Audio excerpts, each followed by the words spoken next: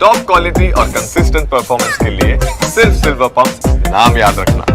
भारत के हमले के बाद पाकिस्तानी सांसद ने बयान दिया है, जंग किसी के हक में नहीं, कहा है मिसबाउद्दीन ने। हमारे हक का गैस और तेल नहीं मिलता हमें, हमारे इलाके में लोग परेशान हैं।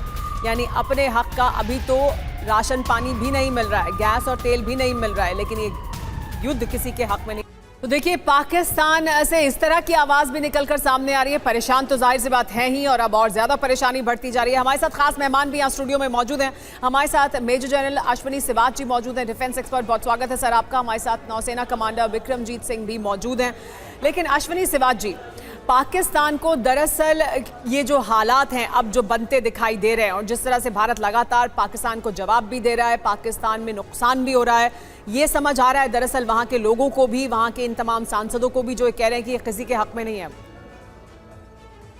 हाँ देखो, सच्चाई ये है, पाकिस्तान की हालात खराब हैं, और जिस प्रकार से उन्होंने एक 26 लोगों को मारा था 22 अप्रैल के, उसके बाद जब से भारत ने जवाबी कार्रवाई की है, जब 9 टेररिस्ट का इंफ्रास्ट्रक्चर हमने बर्बाद कर दिया और हमने कोई मिलिट्री इंस्टॉलेशन या सिविलियन एरिया को टच नहीं किया, और एक प्रकार से ये हमने दिखाया था कि आप आतंकवाद का एक प्रकार से गढ़ है पाकिस्तान, ये फैक्ट्री है, इसको रोकना बहुत ज़रूरी है। और यही नहीं, हमने जो हिजबुल मुजाहिदीन, लश्कर तौबा और बेसिक जैसे मोहम्मद के जो कैंप हैं और उनका जो हेडक्वार्टर है, चाहे वो बवालपुर में हो, चाहे आप मुर्दीका में या सालकोट में, बर्बाद कर दिया। इसके बाद जब पाकिस्तान ने पलटवार करने की कोशिश की, 15 जगह कल उसने जो हमारे कश्मीर में जो अवंतीपुर से लेके गुजरात में भुज तक 15 जगह उन्होंने रॉकेट, मिसाइल और ड्रोन से हमला करने की कोशिश की।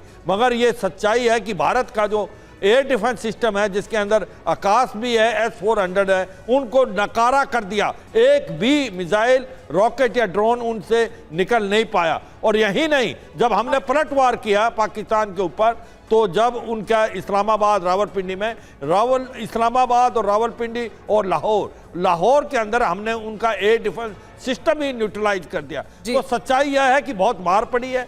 पाकिस्तान का अवाम आज पाकिस्तान के अगेंस्ट है। आज पाकिस्तान की जो फौज है उसके अंदर डिजर्शन हो रही है, लोग भाग रहे हैं, वो नहीं लड़ना चाहते। 400 अफसर रिजाइन कर चुके हैं। और यही नहीं, यानी पाकिस्तान में सर लोगों को ये समझ आ रहा है कि दरअसल इसका मतलब क्या है। पहले ही वो प्रताड़ित थे, पहले ही परेशान थे पाकिस्तान की सेना से, और पाकिस्तान की सेना में भी तमाम ऐसे वॉइसेस थी जो आसिम मुनीर के खिलाफ थी। अब उन्हें शायद ये मौका दिखाई दे रहा है कि वो अपनी आवाज को उठा सकते हैं या उसके खिलाफ खड़े हो सकते हैं, क्योंकि जो हालात अभी बन रहे हैं वो पाकिस्तान के लिए बहुत अच्छे हैं नहीं। उन्हें समझ आ रहा है कि दरअसल क्या हो रहा है और क्या होने वाला है।